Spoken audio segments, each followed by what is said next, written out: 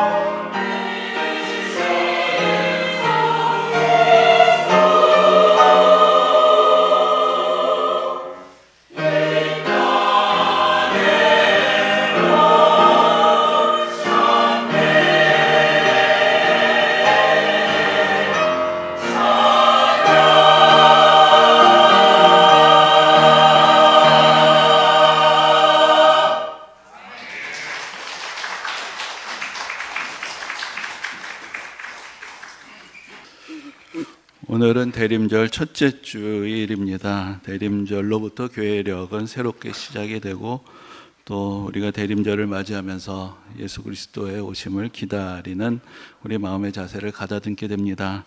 그래서 예수님의 강림을 기다린다 해서 우리가 대림절이라고 말을 하는데, 이때 우리에게 오시는 예수님의 의미는 두 가지가 있습니다. 하나는 이제 성탄절이 멀지 않았구나 라는 것을 깨닫게 되는 시간이지만, 또한 2000년 전에 구약 성경에서 예언된 대로 이 땅에 예수 그리스도께서 오셨던 것처럼 이제 또 약속하신 대로 다시 오실 예수님을 기다리는 그런 우리의 신앙의 자세를 다시 가다듬는 그런 시간이 바로 이 대림절 절기의 의미가 됩니다.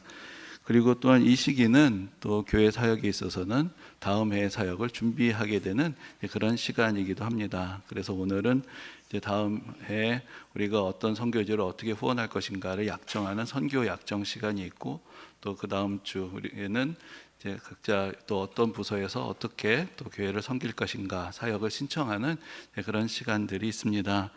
그래서 오늘은 뒤에 무시무시한 시간들이 기다리고 있습니다. 우리가 그동안 후원하였던 선교지들에 대해서 다시 한번 소개해드리고, 또 그곳에서 보내주신 보고 영상을 같이 나누고, 또 오늘 또 세 곳의 또 사역지에서 또 직접 방문을 해주셨습니다. 그 이야기를 다 나누려면은 설교가 좀 짧아야 되겠죠. 예. 그래서 오늘 설교가 좀 짧더라도 오늘 왜 이러지 하지 마시고, 은혜 받을 일들은 오늘 차고 넘친다. 예, 그렇게 생각을 하시면 되겠습니다. 근데 이제 오늘 뭐 이렇게 좋아하시는 거 같지? 예, 근데 여러분 오늘 이렇게 선교 약정을 하시고 다음 주 사역 신청을 하시는데, 해마다 이때가 되면 저는 개인적으로는 일종의 성적표를 받게 되는 것 같은 이제 그런 느낌을 받습니다. 제가 하나님의 말씀을 온전하게 잘 전했으면 성도님들의 마음에 감동이 있어서 많은 분들이 더 사랑을 나누고 또 헌신하는 일들에 더 많이 참여하게 되시지 않을까. 그래서 그것들이 여러분들에게서도 소중한 시간이 되겠지만은 저에게 있어서는 마치 한 해의 사역의 이제 성적표가 저에게 이제 주어지게 되는 것 같은 이제 그런 느낌을 받곤 하는 것입니다. 물론 은혜 받은 사람이 하나님 앞에 보이는 은혜의 반응이 뭐 교회 사역에 동참하는 것에 한정되지는 않을 것입니다. 분명히 오래 받은 은혜로 여러분들의 삶에서 또 많은 변화들과 새로운 또 은혜의 나눔이 있으실 것이라고 생각을 합니다. 근데 이제 목회자로서는 여러분들의 일상을 다 알 수는 없고, 제가 눈으로 확인할 수 있는 지표들을 보면서 또 개인적으로 또 점검을 하고 또 새 사역을 위한 지표로도 삼게 되는 것입니다. 근데 우리 교회 표어가 세 가지가 있는데, 혹시 기억이 잘 안 나시면은 우리 주보에 항상 위에 상단에 있습니다. 그래서 해마다 표어가 바뀌는 교회들도 있는데, 교회에서 정할 수 있는 표어라는 것이 1년마다 성취를 평가하고 바꿀 수 있는 것은 아니죠. 그래서 우리가 지속적으로 해야 할 사역들이 무엇인가를 다시 정리를 해서 세 가지 표어로 정한 것인데, 첫째가 성령의 임재가 가득한 교회, 둘째가 나눔과 섬김이 풍성한 교회, 셋째가 참여와 헌신이 아름다운 교회입니다. 이것을 이제 오늘 우리의 또 사역의 의미와 연결해서 다시 생각을 해보면, 성령의 임재가 가득한 교회는 우리가 은혜를 받는 것이죠. 하나님께서 주신 은혜가 우리 가운데 충만하게 채워질 때, 그때 우리는 두 가지 섬김의 모습으로 나아가게 되는데, 여기서 나눔과 섬김이란 것은 또 교회 밖의 이웃들을 향한 섬김의 자리가 되는 것이고, 참여와 헌신은 교회 안에서 성도들을 또 우리가 사랑하고 섬기는 그런 자리가 되는 것입니다. 우리가 예배에 오늘 다 오셨는데, 우리가 예배를 드린다라고 이야기를 하지만 사실은 궁극적으로 예배라는 것은 우리가 은혜를 받는 그런 시간이 됩니다. 그리고 이제 우리가 은혜를 받았으니 또 우리가 하나님께 무언가를 드려야 할 터인데, 하나님께서는 그것을 이웃들에게 베풀기를 원하시는 것입니다. 그래서 지극히 작은 자에게 한 것이 곧 나에게 한 것이다 라고 예수님께서 말씀하신 것처럼, 우리가 은혜 받은 것을 우리의 주위 있는 사람들에게 나누고 베풀기를 원하시는 것입니다.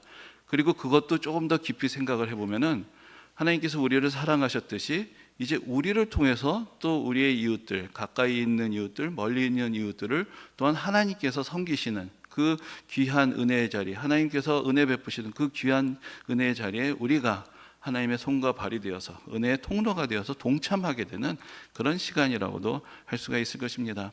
그래서 이런 이야기들을 종종 듣습니다. 나는 예수님은 좋은데, 말씀은 좋은데 성도들 때문에 시험이 들어서 교회 나가기가 싫다, 뭐 그런 이야기들을 하기도 합니다. 근데 여러분, 그건 당연한 겁니다. 받는 건 좋은 거죠. 그거 싫어하는 사람이 없습니다. 은혜를 받는 것, 사랑을 받는 것 좋은 것입니다. 그런데 이제 누군가에게 내가 그것도 마음에 들지도 않고 꼴보기도 싫고 이해관계도 없는 사람에게 대해서 내가 손해보면서까지 뭔가를 나누고 베풀어야 된다는 것, 그거는 당연히 우리가 하기가 거북하고 힘든 것입니다. 그러나 우리가 진정으로 사랑을 받았다면 우리가 또한 사랑을 베풀 수 있습니다. 왜냐하면 그것이 진정한 사랑의 힘이기 때문입니다. 그래서 하나님께서 이 세상을 사랑하십니다. 그리고 이 세상을 구원하기를 원하십니다. 그래서 그 아들 예수 그리스도를 이 땅에 보내셨고, 이제 예수 그리스도를 믿는 이들을 통해서 또한 하나님의 은혜와 사랑을 이 세상 곳곳에 전하기를 원하십니다.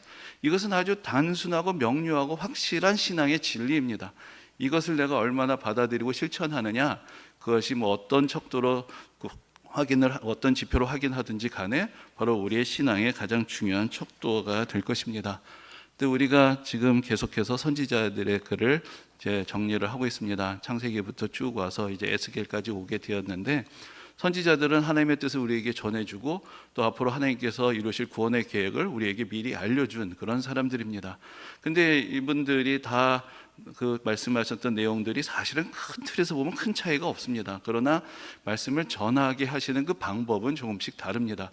에스겔서를 보면은 많은 환상들이 나오는 것을 볼 수 있습니다. 우리가 지난 시간에도 네 가지 생물의 모습으로 하나님의 영광이 나타나는 것을 보았는데, 그 외에도 에스겔서를 읽어가다 보면 이게 무슨 뜻인가 생각되는 많은 환상들이 있는데, 그 중에 특별히 이제 인상적인 두 가지 환상이 있습니다. 하나는 마른 뼈가 다시 살아나는 환상이고, 또 마지막에 쭉 펼쳐지는 새로운 성전의 환상입니다. 한 번은 하나님께서 에스겔에게 환상으로 보여주시는데, 그 골짜기에 마른 뼈가 가득한, 그야말로 해골이 가득한 그런 골짜기를 보게 하십니다. 참 정말로 으스스한 모양이 되겠죠. 그런데 그것을 보게 하신 후에 하나님의 생기가 그곳에 들어가서 이 마른 뼈에 살이 붙고 힘줄이 붙고 피부가 덮이고 다시 살아나서 큰 군대가 되는 그런 장관을 보게 하십니다. 그것의 의미가 어디 있을까요? 지금 에스겔은 지난주에도 말씀드렸지만 바빌론으로 끌려와 있습니다. 포로가 되어서 와 있고 포로가 된 사람들 사이에 있습니다. 포로 되어서 살아가는 이 사람들, 고향도 잃었고 나라도 망하고 아무런 소망이 없는, 살았지만 죽은 것과 같은 그런 삶을 살아가고 있는 그들에게 하나님께서 말씀하시는 것입니다. 너희들을 내가 다시 살리겠다, 너희들을 다시 내가 회복시키겠다라는 약속을 그런 환상을 통해서 보여주신 것입니다. 근데 이렇게 드라마틱하고 극적이진 않지만 의미상으로 보면 더 깊이 있는 환상이 40장부터 이어지는 새로운 성전에 대한 환상입니다. 그것이 더 중요한 의미를 에스겔에게 주는 것은, 우리가 지난번에 말씀드린 대로 에스겔 그 자신이 원래 제사장으로 준비되던 사람이었기 때문입니다. 제사장은 성전에서 봉사하기 위해서 준비된 사람인데, 그가 성전에서 멀리 바벨론으로 사로잡혀 옵니다. 그런데 이제 그가 사로잡혀 올 때까지만 해도 그는 먼저 일찍 포로로 끌려온 사람에 속하기 때문에 아직은 나라가 망하기 전이었고 아직은 예루살렘에 성전이 있었습니다. 그러니까 내가 언제 다시 돌아가서 내 삶의 자리를 회복할 것인가, 그런 간절한 기대가 있었겠지만 그 기대는 이루어지지 않았고 바빌론은 다시 이스라엘을 공격하고 완전히 예루살렘을 허물어 버리고 성전까지 다 무너뜨려 버렸습니다. 그 소식을 들었을 때 에스겔의 마음도 완전히 무너져 버리고 모든 소망을 잃은 상태가 되었을 것입니다. 그런데 그 에스겔에게 하나님이 성전을 보여주십니다. 그 예루살렘에 있었던 성전보다 더 아름다운 성전의 세세한 구조와 그 모든 모습들을 다 보여주십니다. 하나님께서 새로 세우실 성전의 모습을 보게 하셨을 때 에스겔의 마음이 얼마나 뛰었겠습니까? 그런데 하나님께서 새로 보여주신 그 성전은 이전의 성전에 비해서 어떤 외향이나 구조만 다른 것이 아니었습니다. 거기서부터 물이 흘러나옵니다. 강물이 흘러나오는데 동쪽으로 흐릅니다. 동쪽으로 흘러서 오늘 성경 말씀에 보면은 바다에 이르른다라는 그런 말씀이 나옵니다. 점점 깊어지면서 바다에 이르게 되는데, 여러분 지도를 이렇게 쭉 놓고 보시면은 예루살렘이 있으면 우리가 생각하는 바다, 지중해는 서쪽에 있습니다. 근데 동쪽에 무슨 바다가 있는가? 동쪽에 있는 바다가 하나 있는데 그것이 바로 사해입니다. 사해는 죽음의 바다라고 불리죠. 염도가 높아서 생물이 살 수 없어서 죽음의 바다라고 불립니다. 성전에서 나오는 그 물이 동쪽으로 흘러가서 사해까지 이르게 되었을 때 그 좌우에 나무가 무성해지고 그 죽음의 바다가 다시 살아나는 그런 장면을 하나님께서 에스겔에게 보게 하시는 것입니다. 이 성전의 환상은 무엇을 의미하는 것인가? 여러분, 성전이 무엇입니까? 성전은 우리가 하나님을 만나는 것이고 하나님의 은혜를 경험하는 것이고 보이지 않는 하나님의 임재를 느끼는 곳입니다. 이제 많은 선지자들이 예언했던 것처럼 예수 그리스도께서 이 땅에 오셨을 때 하나님의 아들로서 그분은 이 세상에 오셨고, 또 그분은 이 땅에서 우리로 하여금 하나님이 어떤 분이신지 우리가 직접 보고 느끼게 하여 주셨고, 하나님의 영광을 보게 하셨고, 하나님의 사랑을 우리에게 전해 주셨습니다. 그래서 예수 그리스도가 새로운 성전이 되어서 우리를 만나 주셨던 것입니다. 그리고 예수님께서 이렇게 말씀하십니다. 수가성 여인을 만나셨을 때 예수님께서 말씀하시기를, 내가 너에게 주는 이 물은 영원토록 목마르지 않는 생명의 물이다 라고 말씀을 하십니다. 그리고 요한복음 7장에 보면은 내가 주는 물을 마시는 자는 영원토록 그 배에서 생수의 강이 흘러나리라 라고 말씀하셨습니다. 그러면서 이렇게 말씀하십니다. 성경에서 말하는 것과 같이, 그 성경이 바로 에스겔서를 말씀하는 것입니다. 그래서 예수님께서 이 땅에 새로운 성전으로 오셨고, 예수님으로부터 흘러나오는 그 생명수의 강을 마신 사람은 그 사람이 또 다른 생수의 근원이 되어서 이 세상에 생명의 역사를 이루어 가게 되는 것입니다. 그래서 그 생명의 역사가 지금도 곳곳에서 이루어지고 있습니다. 어두운 곳, 그늘진 곳, 하나님의 은혜를 알지 못하는 곳곳에 하나님의 사람들이, 하나님의 일꾼들이 그곳에서 섬기고 일하며 그 생명수의 역사를 이루고 있고, 또 많은 성도님들이 함께 기도하고 동참하고 후원하면서 또 이 일에 같이 참여하고 있는 것입니다. 오늘 우리가 갖게 되는 그 시간, 이제 선교 약정의 시간은 바로 하나님께서 에스겔 선지자를 통해서 예언하시고 예수 그리스도께서 이루시고 우리에게 맡기신 그 거룩하신 사역에 우리가 함께 동참하는 또 우리의 헌신의 시간이 될 것입니다. 그래서 우리 모두 함께 기도하는 마음으로 우리가 받은 은혜, 우리에게 허락하여 주신, 우리가 마신 생수를 생각하고 이제 우리가 또한 우리에게 허락하여 주신 그 은혜를 어떻게 전할 것인가 함께 기도하고 섬기는 그런 복된 시간이 되시기를 주님의 이름으로 축원합니다.